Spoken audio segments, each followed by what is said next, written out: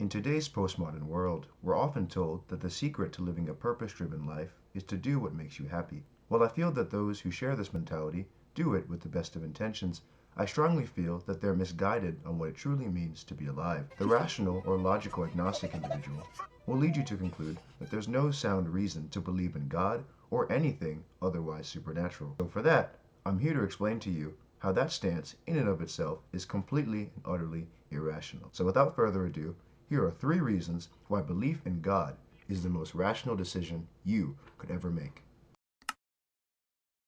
Moral relativity is a philosophical concept that suggests that there is no universal or absolute set of moral principles. People often tend to flock to this idea and use it as grounds to acknowledge how different cultures and societies have different and varying moral codes. For example, if you're from the US and find yourself in a largely populated Hindu area, your love of eating burgers and red meat could be seen as wrong or immoral. While the acceptance of this worldview is good in that it helps to avoid ethnocentrism, at the end of the day, it can lead to an overall lack of moral grounding.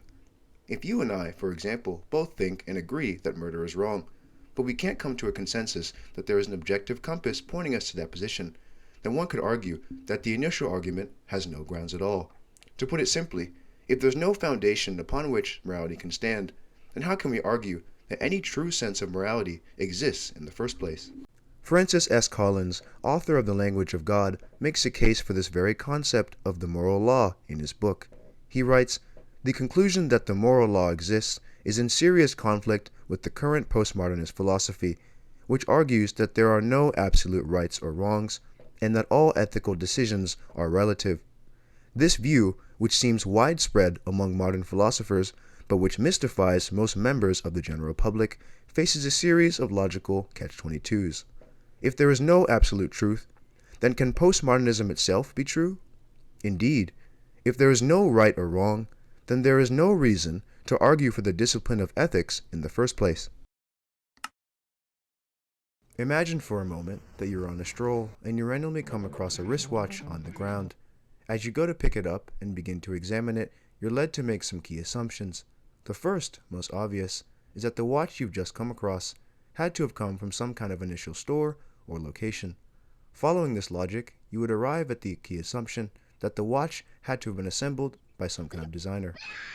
This famous analogy, made popular in the 1800s by moral philosopher and Anglican priest William Paley, essentially captures the sentiment behind intelligent design.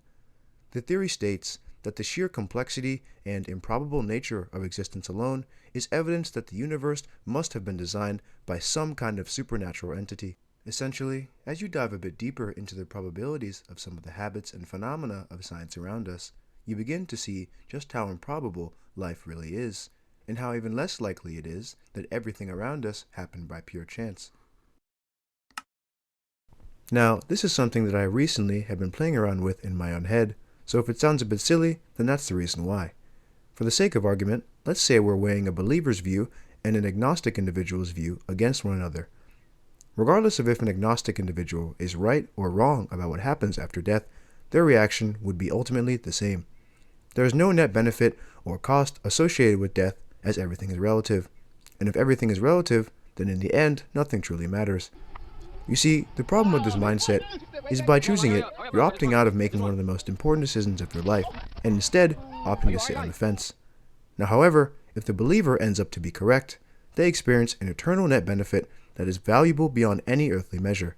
So, in the case of a pure, logical, cost-benefit analysis, the most rational economic choice in terms of maximizing your spiritual utility would be to turn to Christ.